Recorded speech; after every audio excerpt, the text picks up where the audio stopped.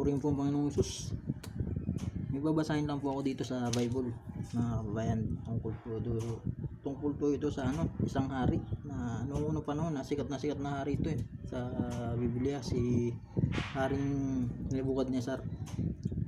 Si Haring Nebukadnezar po kasi, sa mga kababayan, dito sa babasahin kong talata, ay napakayaman niya pong hari. Noong unang panahon sa Babylonia po siya. Napakayaman niyang hari, tanyag, napakayaman ng kanyang kaharian.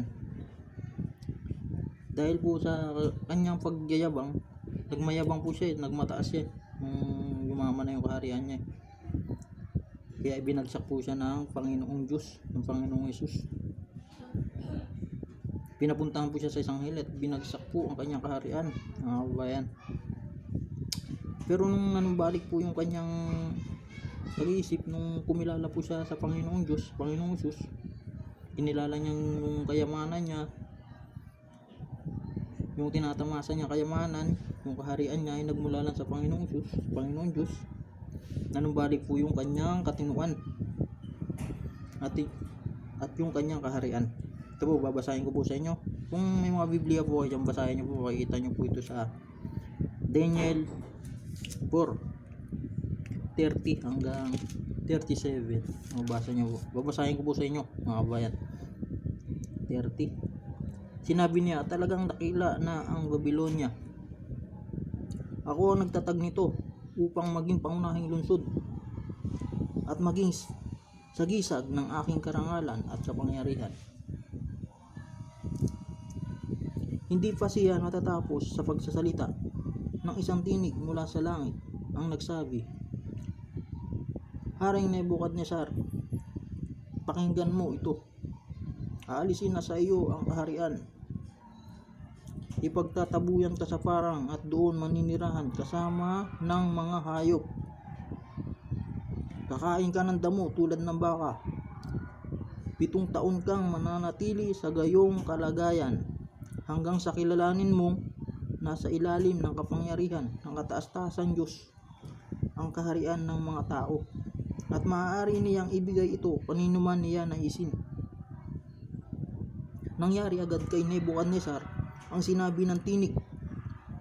Itinaboy siya sa parang at kumain ng damo tulad ng baka. Nabasa siya ng hamog, humaba ang buhok niya na parang balahibo ng agila. At ang kuko ay naging tila kuko ng ibon. Yun po, nangyari kay Haring Nebukadnezar, naparusahan siya.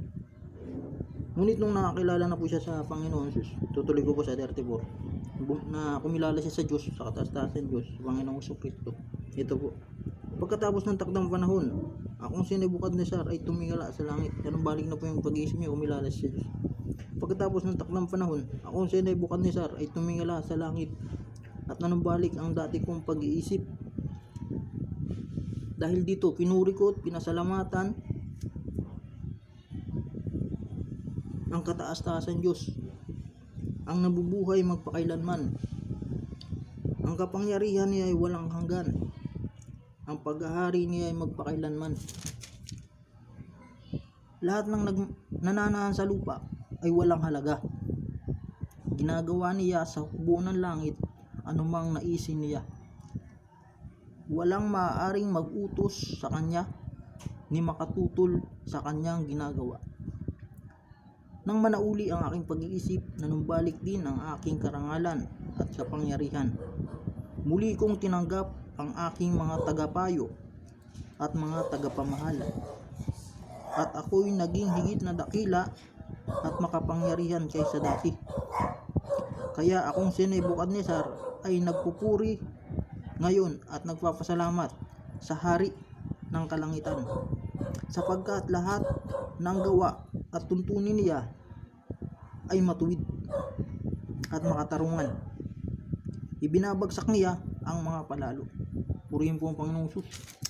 Napakaganda pong aral nito, mga kaibigan. Kaya sana po, kung ano man po yung mga kalagayan natin sa buhay, huwag po nating hahamakin o huwag po tayo magpapalalo o magyayabang, kasi ayaw po ng Panginoong Diyos, no, nakataas-taasan Diyos ng Panginoong Hesus, na sino man po dito sa mundo ay magmamataas. Kung ano man pong kalagayan nyo sa mundo, ay huwag po kayong magmamayabang dahil ang lahat po ay nagbula sa kataas-taasan Diyos, sa Panginoong Hesus.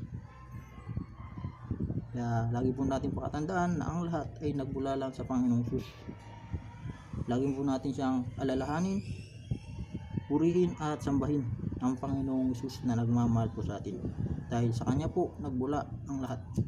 Purihin po ang Panginoong Hesus.